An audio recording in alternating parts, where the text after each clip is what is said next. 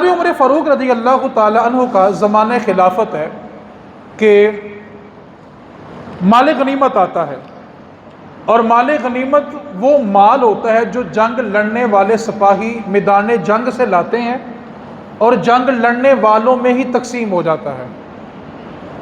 اب مال غنیمت آیا تو جنگ لڑنے والوں کو ایک ایک چادر مل گئی جس سے انہوں نے اپنا لباس بنا لیا۔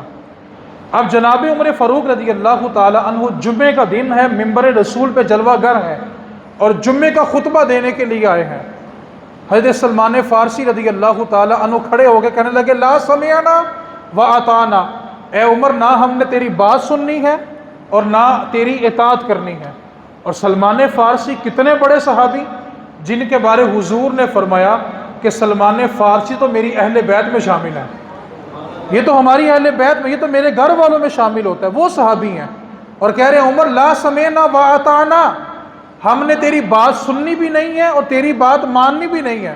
اب وقت کا حاکم ہے، 22 لاکھ مربع میل پر جس کی حکومت ہو اور جس کا نام لے کے شیطان بھی لرزتا ہو، اور جناب عمر وہ ہستی ہیں جن کے بارے میرے نبی نے فرمایا تھا اگر میرے بعد کوئی نبی ہوتا تو وہ عمر بن خطاب ہوتا، وقت کے حاکم ہیں اور منبر کے اوپر جلوہ گر ہے، اور ایک صحابی کھڑے ہو کر کہتے ہیں کہ ہم نے تیری بات سننی بھی نہیں ہے اور تیری اطاعت بھی نہیں کرنی۔ جناب عمر نے یہ نہیں کہا کہ توہین عدالت ہو گئی ہے یا توہین جج ہو گئی ہے یا توہین حاکم ہو گئی ہے۔ سوال کیا پوچھا؟ سلمان آپ میری بات کیوں نہیں سننا چاہتے؟ آپ نے توجہ کرنی ہے۔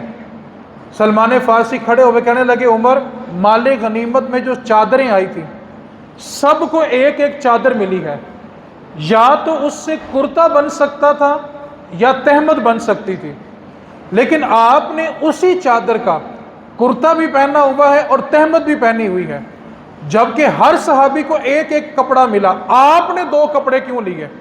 اور دوسرا سوال یہ ہے کہ آپ کا قد ویسے بہت بڑا ہے، ایک چادر سے تو آپ کا کرتا بھی نہیں بننا تھا اور آپ نے اسی چادر کا پورا لباس پہنا ہوا ہے۔ صحابی ہیں اور وقت کے حاکم سے احتساب کر رہے ہیں، اور آج یہاں پر پاناما لیکس کچھ بھی بن جائے تو ہم بھلا کیا کہتے ہیں، چلو کوئی نہیں کھاتا ہے تو لگاتا بھی تو ہے نا۔ سوال بنتا ہے کھانے کی اجازت دی کس نے ہے؟ جناب عمر فاروق رضی اللہ تعالی عنہ فرمایا کرتے تھے حاکم ہونے میں اور خلیفہ ہونے میں بڑا فرق ہوتا ہے۔ حاکم وہ ہوتا ہے جو عوام کا پیسہ بھی کھا جاتا ہے، اور خلیفہ وہ ہوتا ہے جو اپنا سب کچھ بھی حضور کی امت پہ قربان کر دیتا ہے۔ یہاں پر خلافت چاہیے، حکومت نہیں چاہیے۔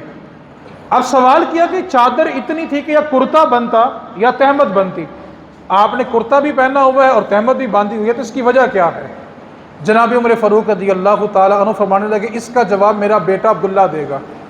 حضرت عبداللہ ابن عمر رضی اللہ تعالی عنہ کھڑے ہوئے اور فرمانے لگے سنو، سب کو چادر ایک ایک ہی ملی تھی، ایک چادر میرے والد کو ملی تھی، ایک مجھے ملی تھی، اور چادر کا کپڑا اتنا تھا کہ نہ میرا سوٹ بن رہا تھا نہ ان کا بن رہا تھا، تو میں نے اپنی چادر بھی اپنے والد کو دی ہے، اس سے یہ پورا لباس پہنا ہوا ہے۔